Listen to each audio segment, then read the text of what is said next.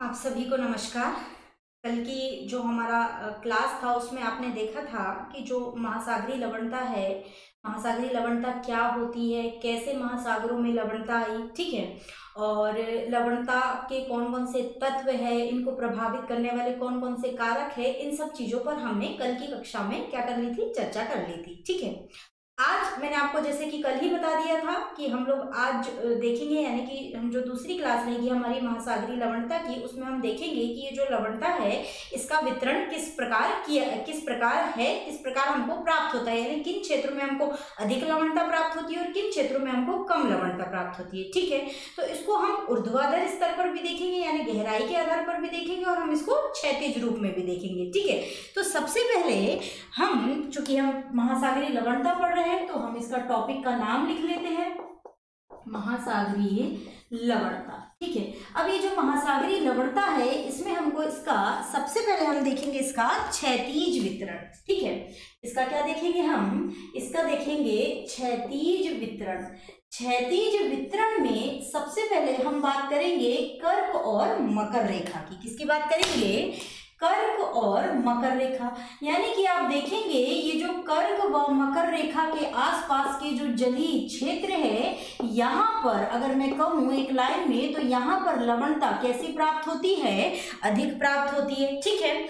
अब ये जो कर्क और मकर रेखा वाले क्षेत्र है, यहाँ पे लवणता क्यों अधिक प्राप्त होती है? क्योंकि आप जानते हैं कि कर्क और मकर रेखा वाले क्षेत्रों में यहाँ पर वर्षा क्या होती है? कम होती है। क्योंकि मैंने आपको कई बार कक्षा में बताया है कि जो 0 डिग्री विषुवत रेखा के पास से जो संवहन धाराएं चलती है, वे संवहन धाराएं 30 डिग्री उत्तरी और दक्षिणी अक्षांश पर आकर के गिरती है, और वहां से दो धाराओं के रूप में ये हवाएं क्या करती है? अलग अलग दिशाओं में चलती है।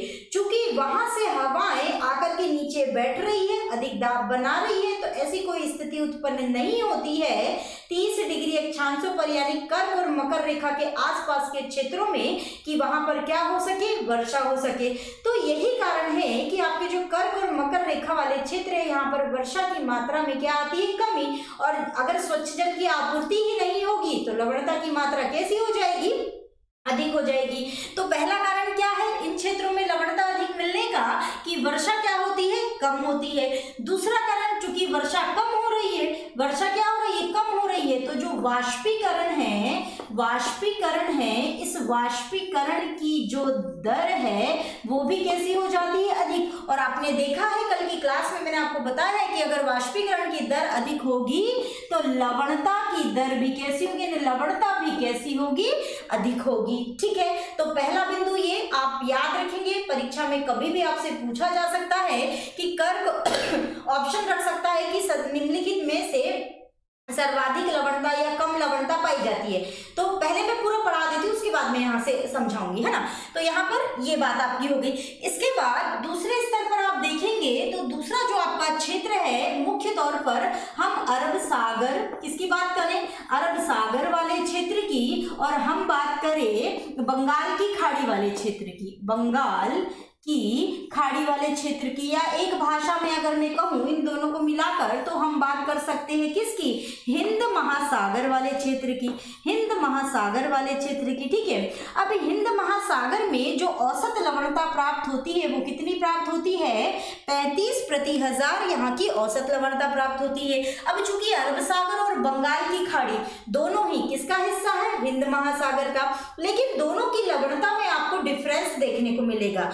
जैसे कि अरब सागर की अगर हम लवणता की बात करें तो यहाँ पर लवणता आपको कैसी मिलेगी? अधिक मिलेगी। कितनी मिलेगी? तो 36 से 37/1000 यहाँ पर क्या मिलेगी? आपको लवणता मिलेगी। वही बंगाल की खाड़ी की हम बात करें तो यहाँ पर जो आपको लवणता है वो अरब सागर की तुलना में कैसी प्राप्त होती है? कम प्राप्त होती है। यानी यहाँ पे आप लवणता का स्तर देखेंगे तो 33 से 34/1000 यहाँ पर क्या मिलेगा? आपको लवणता प्राप्त होगी। अब ऐसा क्यों है? दोनों ही हिंद महासागर का हिस्सा है, लेकिन ऐसा क्यों है कि बंगाल की खाड़ी में लवणता कम है और अरब सागर में लवणता अधिक है? तो आप जानते हैं कि जो अरब सागर वाले क्षेत्र है, यहाँ पर क्या है? एक तो वर्षा की मात्रा कम होती है, यानी यहाँ पे वर्षा कम, लगभग 150 सेंटीमीटर वार्षिक वर्षा आकलित की गई है। कहाँ पर?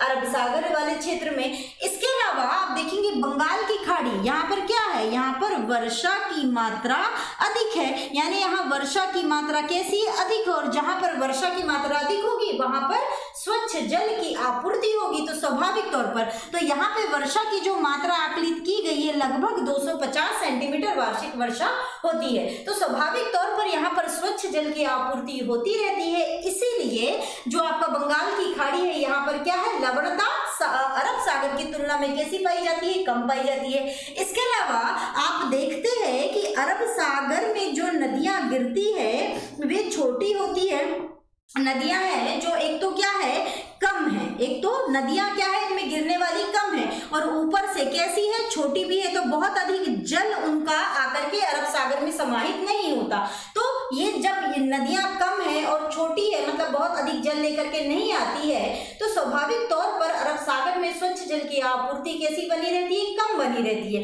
यही कारण है कि यहाँ पे लवणता क्या पाई जाती है, अधिक। वहीं आप देखेंगे बंगाल की खाड़ी में यहाँ जो गिरने वाली नदियां हैं वो कैसी है, बड़ी है और बहुत दूर तक के बैठ जाती है, बहुत सारा जल लेकर के बंगाल की खाड़ी में समाहित कर देती है। गोदावरी, कृष्णा, कावेरी, पेन्नार, महानदी, वैतरणी, ब्राह्मणी, है ना, ये सारी नदियां यहाँ क्या कर देती है, अपने जल को समाहित कर देती है। तो यही कारण है कि बंगाल की खाड़ी में आपको लवणता कैसी प्राप्त होती है, कम, जबकि अरब सागर में क्या प्राप्त होती है, लवणता अधिक प्राप्त होती है। ठीक है, इसके अलावा तीसरा जो बिंदु है वो है आपका भूमध्य रेखीय क्षेत्रों में भी आपको क्या प्राप्त होती है, लवणता प्राप्त होती है। अब जो भूमध्य रेखीय क्षेत्र है यहाँ पर जो लवणता आपको प्राप्त होती है ये लगभग है आपकी 34.5 प्रति हजार। ठीक है, जो आपके भूमध्य रेखीय क्षेत्र है यहाँ पर लवणता आपको 34.5 प्रति हजार, ना बहुत ज्यादा ना बहुत कम, दोनों ही स्थिति है, ना बहुत ज्यादा है ना बहुत कम है। अब यहाँ पर जो भूमध्य रेखीय क्षेत्र है यहाँ पर लवणता कम होने का कारण ये है कि जो अमेजन, जायरे जैसी नदियां हैं, ये बड़ी नदियां क्या करती है, सागरी जल में क्या बनाए हुए है, अपना मुहाना बनाए हुए है। ठीक है, और भूमध्य रेखा वाले क्षेत्र में ही बहती है, तो स्वाभाविक तौर पर यहाँ पे स्वच्छ जल की आपूर्ति हो रही है, इसलिए इसके इर्द गिर्द के क्षेत्रों में लवणता कैसी प्राप्त हो रही है, अन्य स्थानों की अपेक्षा कम प्राप्त हो रही है। इसके अलावा जो भूमध्य रेखीय क्षेत्र है यहाँ पर लगातार संवहनी वर्षा होती रहती है, तो संवहनी वर्षा होने के कारण भी यहाँ पर लवणता कैसी प्राप्त होती है, कम, क्योंकि स्वच्छ जल की आपूर्ति लगातार बनी हुई है। ठीक है, इसके अलावा आप देखेंगे कि ये जो भूमध्य रेखीय क्षेत्र है ये कैसा होता है, आर्द्रता से भरा हुआ होता है, यानी कि यहाँ पर जलवाष्प की मात्रा, यहाँ के वायुमंडल में, यहाँ के एरिया में जलवाष्प की मात्रा सर्वाधिक होती है। तो जलवाष्प की मात्रा होती है, इस कारण जो हवाएं है वो सर्वाधिक वाष्पीकरण नहीं कर पाती। जब वाष्पीकरण की मात्रा या वाष्पीकरण की दर कम होती है तो स्वाभाविक तौर पर लवणता की मात्रा कैसी हो जाएगी, कम हो जाएगी। तो जो भूमध्य रेखीय क्षेत्र है यहाँ पर बड़ी नदियां अपना जल गिराती है, इसके अलावा वर्षा अधिक होती है, इसके अलावा आर्द्रता कम है तो वाष्पीकरण की दर भी कम है, इसलिए यहाँ पर क्या होती है, आपके लवणता की मात्रा अन्य स्थानों की अपेक्षा कम पाई जाती है। ठीक है, एक चौथा बिंदु है इसका, चौथा है ध्रुवों के समीप अगर आप देखेंगे तो जो लवणता प्राप्त होती है वो 20 से 30 प्रति हजार यहाँ पर लवणता प्राप्त होती है। ठीक है, अब यहाँ पर ये जो ध्रुवों के समीप है यहाँ पर लवणता कम प्राप्त होने का कारण क्या है, पहला कारण तो ये कि यहाँ पर क्या होता है, तापमान कम होता है, तापमान कम होने से वाष्पीकरण भी क्या हो जाता है, कम हो जाता है। जब तापमान कम है, वाष्पीकरण कम है, तो लवणता भी क्या हो जाती है, कम हो जाती है। ठीक है, और दूसरा कारण ये है कि यहाँ जो हिम है वो एक समय बाद पिघलती है, यानी एक मौसम के बाद तो वो पिघलेगी, तो हिम के पिघलने से क्या होता है, स्वच्छ जल की आपूर्ति बनी रहती है। तो यही कारण है कि ध्रुवीय क्षेत्रों में या ध्रुवीय क्षेत्र से लगे सागरों, महासागरों में आपको लवणता कैसी प्राप्त होती है, कम प्राप्त होती है। ठीक है, तो ये आपका क्या कहलाता है, लवणता का क्षैतिज वितरण। आपने ये देख लिया, क्षैतिज वितरण में अगर आपसे पूछे लवणता के क्षैतिज वितरण में सर्वाधिक लवणता प्राप्त करने क्षेत्र या सर्वाधिक लवणता जिनमें पाई जाती है वो क्षेत्र कौन सा है? तो पहले नंबर पर है आपका कर्क और मकर रेखा वाला क्षेत्र या उष्णकटिबंधीय क्षेत्र जहां पर लवणता सर्वाधिक पाई जाती है। दूसरे नंबर पर है आपके हिंद महासागरीय क्षेत्र जहां पर लवणता दूसरे नंबर पर पाई जाती है। तीसरा है आपका भूमध्य रेखीय क्षेत्र जहां पर लवणता तीसरे नंबर पर, और चौथे यानी सबसे कम लवणता ध्रुवों के समीप प्राप्त होती है। तो ये आपका ऊर्ध्वाधर वितरण है। यहाँ से क्वेश्चन आपसे सीधे तौर पर रखा जाएगा कि जो निम्नलिखित में से सर्वाधिक लवणता या सर्वाधिक कम लवणता किन भागों में या किन क्षेत्रों में पाई जाती है। तो ये चारों के चारों पॉइंट है आपके पास, इनको आप याद रखेंगे ताकि परीक्षा में यहाँ से आपसे कोई प्रश्न पूछा जाए तो आपसे बिल्कुल भी गलती ना हो। ठीक है, इसके बाद आप ये देखिएगा एक और प्रश्न यहाँ से एक तरीके से प्रश्न पूछा जाता है, वो ये है कि जो आपके स्थलखंडों से घिरे हुए जो सागर है वहां पर लवणता की क्या मात्रा है और किस भाग में सर्वाधिक लवणता पाई जाती है। ठीक है, तो ये जो अब जो मैं बताने जा रही हूँ ये टॉपिक तो और ज्यादा इंपॉर्टेंट है क्योंकि यहाँ से आपसे हमेशा से प्रश्न आते रहे हैं प्रीलिम्स में। ठीक है, तो हमको क्या देखना है, अगला हमको देखना है कि जो स्थलखंड से घिरे सागर है, स्थलखंड से घिरे सागरों की लवणता, स्थलखंड से घिरे सागरों की लवणता। ठीक है, इसमें सबसे पहले आप देखेंगे तो अगर हम बात करें किसकी, भूमध्य सागर की, भूमध्य सागर की। ठीक है, भूमध्य सागर, हम बात करें किसकी, लाल सागर की, लाल सागर, लाल सागर। ठीक है, आप देख रहे हैं कि इनकी स्थिति कहाँ है, इनकी स्थिति आपके उष्णकटिबंधीय क्षेत्र में है। आपका आ गया फारस की खाड़ी, फारस की खाड़ी। तो ये तीनों क्षेत्र आप भली भांति परिचित होंगे अगर आपने या तो मुझसे क्लास ली है और आप लगातार या तो मैपिंग का अध्ययन करते रहते हैं तो, है ना। तो यहाँ पर भूमध्य सागर, लाल सागर और जो फारस की खाड़ी है इनमें लगभग 37 से 41 प्रति हजार लवणता पाई जाती है। ठीक है, क्यों, क्योंकि यहाँ तो तापमान अधिक है, ये जो ऐसा क्षेत्र है यहाँ पर क्या है, तापमान अधिक, उष्णकटिबंधीय क्षेत्र है, तापमान अधिक है तो क्या हो रहा है, वाष्पीकरण अधिक हो रहा है, वाष्पीकरण अधिक हो रहा है, और वाष्पीकरण अधिक हो रहा है तो लवणता भी कैसी प्राप्त हो रही है, लवणता भी अधिक प्राप्त हो रही है। ठीक है, तो इसका कारण ये है। इसके अलावा आप देखेंगे चौथा नंबर हम डालें काला सागर, तो काला सागर में इन सागरों की अपेक्षा आपको लवणता कैसी प्राप्त होती है, कम। यहाँ पर आप लवणता का प्रतिशत देखेंगे तो 18 से 20 प्रति हजार लगभग यहाँ पर आपको क्या प्राप्त होगी, लवणता प्राप्त होगी। अभी जो काला सागर है यहाँ पे लवणता कम प्राप्त होने का कारण क्या है, क्योंकि मैंने आपको शायद कल भी बताया था कि इन काला सागर में डॉन, नीपर, निस्टर, डॉन, नीपर, निस्टर जैसी जो नदियां हैं ये क्या करती है, जल की आपूर्ति करती है। मतलब ये जो नदियां स्थलखंड से बह रही यूरोप की नदियां हैं सारी की सारी। ठीक है, तो ये जो नदियां हैं ये क्या करती है, काला सागर में अपना जल प्रवाहित करती है। यही कारण है कि स्वच्छ जल की आपूर्ति लगातार बनी रहने के कारण ही यहाँ पर क्या प्राप्त होती है, लवणता कम प्राप्त होती है। डैन्यूब का भी नाम आप इसमें लिख सकते हैं। ठीक है, ये सब नदियां काला सागर में अपना जल गिराती है। और पहला का ये तो हो गया, अपना क्या कर रही है, जल गिरा रही है। इसके अलावा दूसरा जो कारण है इसका, दूसरा कारण ये है कि इन क्षेत्रों में जो काला सागर वाला क्षेत्र है यहाँ पर तापमान कैसा प्राप्त होता है, कम। तापमान कम प्राप्त होने से वाष्पीकरण की जो दर है वो भी कैसी प्राप्त होती है, कम। और वाष्पीकरण की दर कम है तो स्वाभाविक तौर पर लवणता भी कैसी प्राप्त होती है, कम। तो दो ऐसे कारक है जो इस काले सागर की लवणता को क्या कर देते हैं, कम कर देते हैं। क्या कर देते हैं, कम कर देते हैं। ठीक है, इसके अलावा आप देखेंगे अब उत्तरी भागों में आए, 5 नंबर हम डाले तो हम देखते हैं किसके बारे में बात करते हैं, बाल्टिक सागर। बाल्टिक सागर जो कि कहां पर है, आपके यूरोप में। उत्तर में आप देखेंगे जो स्कैंडिनेवियन आपके है, नॉर्वे, फिनलैंड, स्वीडन और साइड में एस्टोनिया, लाटविया, लिथुआनिया, है ना, उसके बीच में आप देखेंगे एक जलीय क्षेत्र है तो वो आपका क्या कहलाता है, बाल्टिक सागर। ठीक है, तो ये जो आपका बाल्टिक सागर वाला क्षेत्र है, इस बाल्टिक सागर में जो आपकी लवणता प्राप्त होती है वो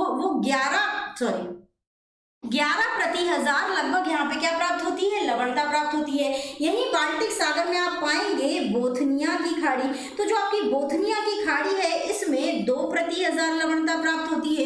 वहीं आप देखेंगे जो आपकी उत्तरी अमेरिका है वहां पर आप देखेंगे हडसन की खाड़ी, तो हडसन की जो खाड़ी है यहाँ पर लगभग आपको 9/1000 लवणता प्राप्त होती है। तो ये ऐसे क्षेत्र है जो उच्च अक्षांशों में पाए जाते हैं, जहां पर तापमान कम होता है तो वाष्पीकरण की दर भी कम होती है।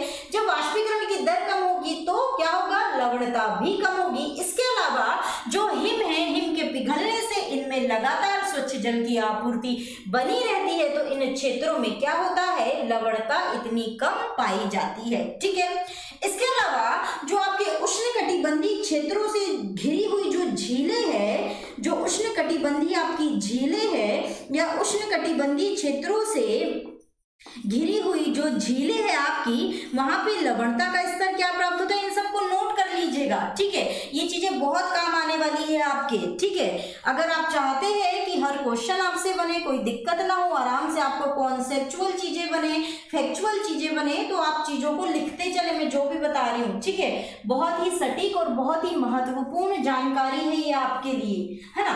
तो यहाँ पर जो उष्णकटिबंधीय झीलें हैं, इसमें आप देखेंगे एक है आपकी अफ्रीका में जिबूती, जिबूती में एक झील है असल झील, जिबूती में एक झील है असल झील। इस असल झील की जो लवणता है 440/1000 प्राप्त होती है। कितनी प्राप्त होती है, जिबूती में एक असल झील है जिसकी लवणता 440/1000 यानी कि सर्वाधिक लवणता प्राप्त होती है। इसके बाद आपका आता है वान झील, वान झील। ये वान झील कहाँ है, आपकी टर्की में, जिसके बारे में कई बार, अब हालांकि टर्की का नाम तो तुर्की हो गया है, तुर्की में, है ना।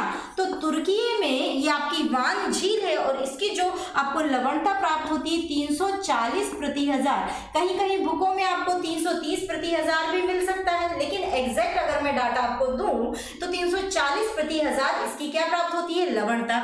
इसके बाद आप देखेंगे जो आपका मृत सागर है, मृत सागर, इस मृत सागर, जो आपका मृत सागर है जॉर्डन और इजराइल की सीमा पर, जॉर्डन और इजराइल,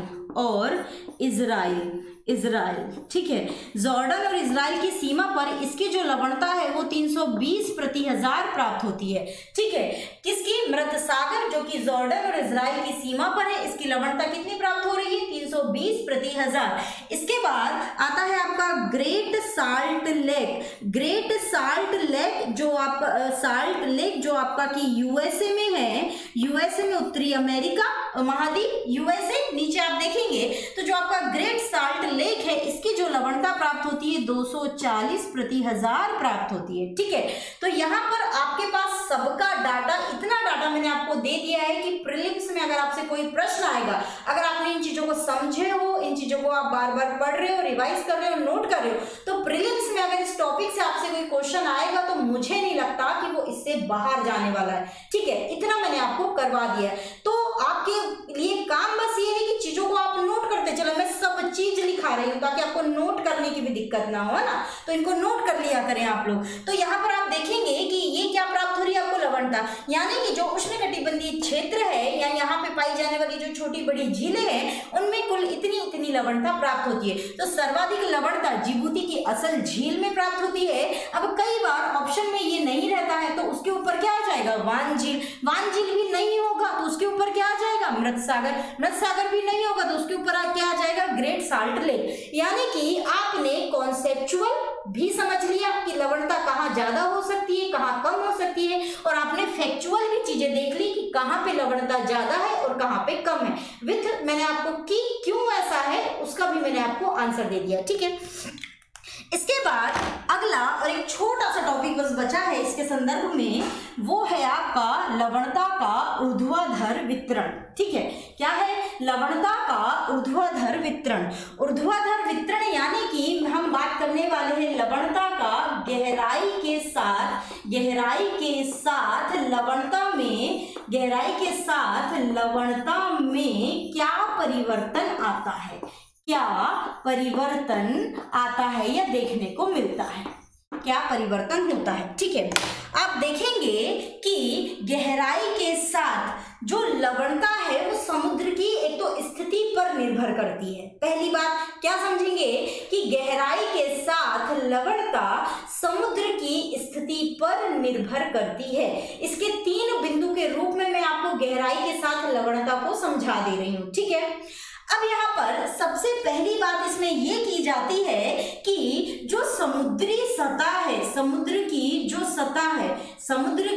सतह है, यहाँ पर लवणता कैसी प्राप्त होती है? अधिक प्राप्त होती है। क्यों अधिक प्राप्त होती है समुद्र की सतह पर लवणता? क्योंकि समुद्री सतह में जल बर्फ के रूप में भी बदल जाता है, समुद्री सतह में जल बर्फ के रूप में भी बदल जाता है, और समुद्री सतह का क्या होता है? वाष्पीकरण भी होता है, और समुद्री सतह सर्वाधिक सूर्य तप प्राप्त करती है। सर्वाधिक क्या प्राप्त करती है? सूर्य तप प्राप्त करती है। तो ये 3 कारण है जिसके कारण समुद्री सतह का जल क्या हो जाता है? लवणीय हो जाता है, ठीक है। तो पहले स्तर पर गहराई में आप जाएंगे तो सतह पर लगभग आपको लवणता कैसी प्राप्त होगी? अधिक प्राप्त होगी, ठीक है। इसके बाद आप दूसरे नंबर पर देखेंगे, यानी इसके बाद आप नीचे जाएंगे, नीचे लगभग 200 मीटर तक जब आप जाते हैं तो जो लवणता है वो आपको कैसी प्राप्त होती है? लवणता लगभग स्थिर रहती है। लवणता लगभग कैसी रहती है? स्थिर रहती है। यानी कि देखो, सतह पर और सतह से 200 मीटर तक लवणता कैसी होती है? बढ़ी हुई होती है। 200 मीटर के पास लगभग लवणता कैसी होती है? 200 मीटर के नीचे लगभग लवणता कैसी होती है? सॉरी, सतह के नीचे 200 मीटर तक लगा देती हूँ, यहाँ तक जो लवणता है वो लगभग कैसी प्राप्त होती है? स्थिर प्राप्त होती है। क्यों? क्योंकि यहाँ पर जल का मिक्सचर चल रहा होता है। जल यहाँ पे क्या होता रहता है? मिक्स होता रहता है, ठीक है। ये फोटिक जोन है, यहाँ पे जल क्या होता है? मिक्स होता रहता है। तो मिक्स होने के कारण जो लवणता है ना ज्यादा हो पाती है ना कम हो पाती है। यही कारण है कि इस क्षेत्र में जो लवणता है वो नियत बनी रहती है, स्थिर बनी रहती है, ठीक है।